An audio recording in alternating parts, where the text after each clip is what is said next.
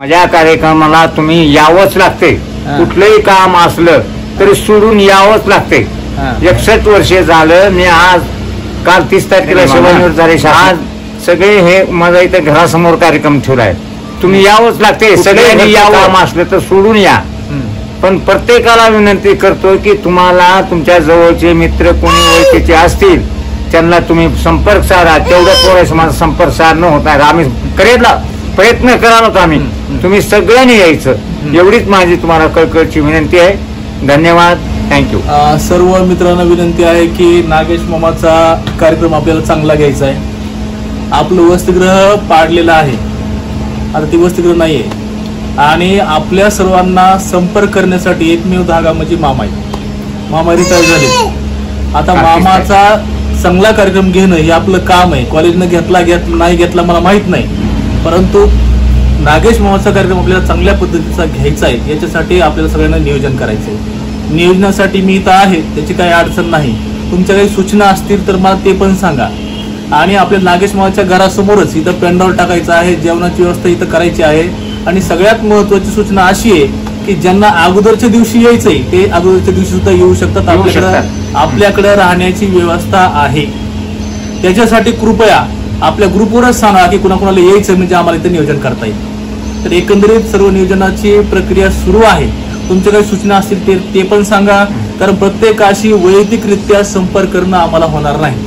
तुमच्या जवळचे मित्र जेवढे तुमच्या जवळचे मित्र आहेत, जेवढे संपर्कात आहेत त्यांना संपर्क करा.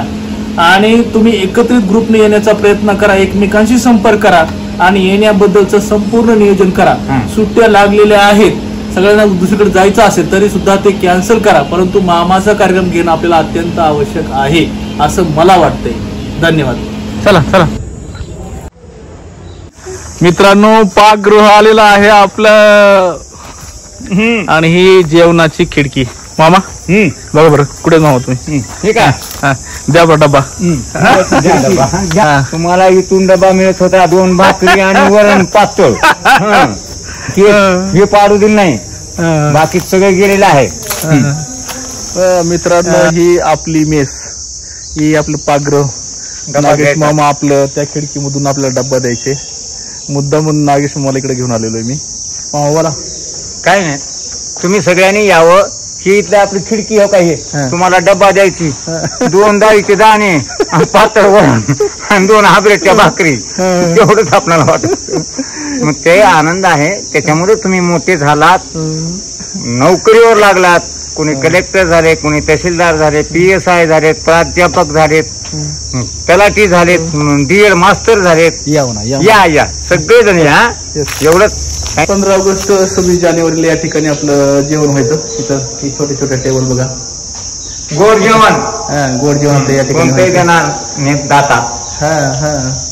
या ठिकाणी आलेलो आहे बघा. मागच्या बाजूला ते बाकी सबनी सभागृह गार्डन केलंय समोर. आता हे बघा आपलं चिंच झाड. याच्यावरती आपल्या रूम वरती जाऊन आपण चिंचा काढायच्या. हा ब्लॉक क्लिअर झालाय समोरचा. आणि हे बाकी सबनी सभागृह आहे. आता इथं काहीतरी बांधतायत बहुतेक. आणि हे आपलं जे गेट होतं हे गेट पण इथलं पाडलंय बघा. आता या साईडच्या रूम होत्या.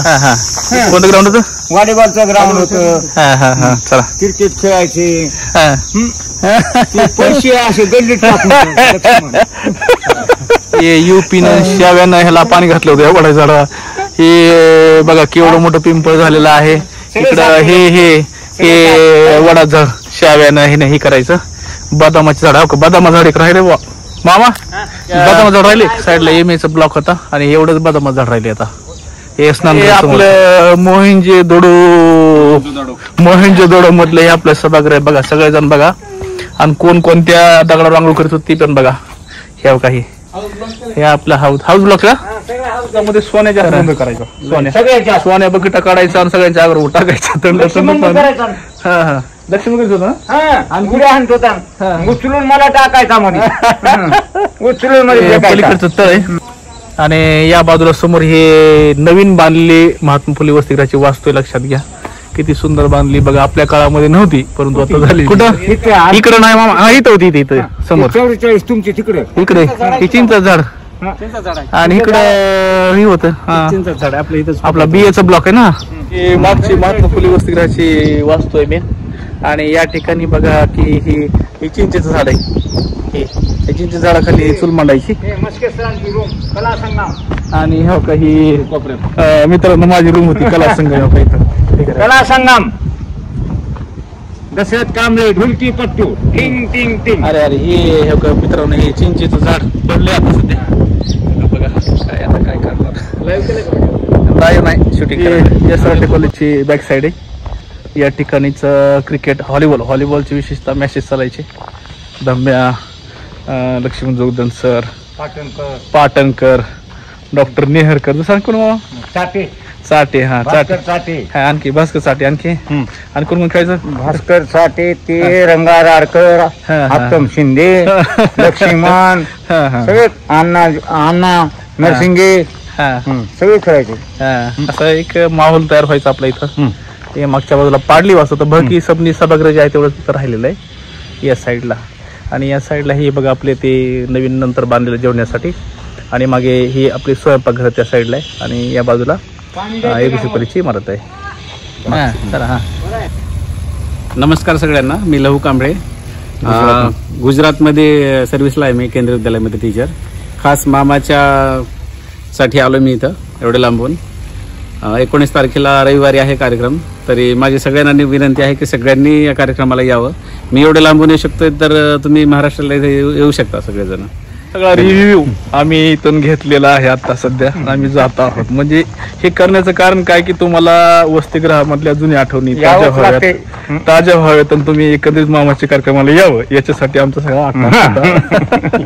बरोबर की नाही. कारण मामाची गाठभेट होईल सगळ्यांची म्हणून हा प्रयत्न आहे. मुलाच्या होते. हा मित्रांनो या. विद्यार्थी नाही म्हणायचं. चालतंय. ओके. नमस्कार मित्रांनो. मी नागेश मामाच्या कार्यक्रमासाठी SRT कॉलेजच्या पाठीमागे महात्मा फुले वसतिगृहामध्ये मी आलेलो आहे.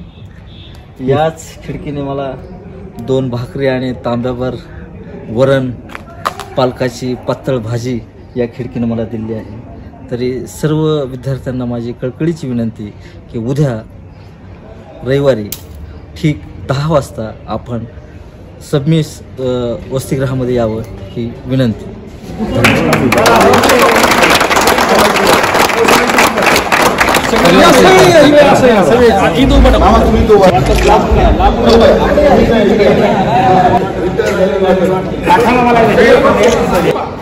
फोटो काढा. ऊन लागायचं बरं का. पडू द्या.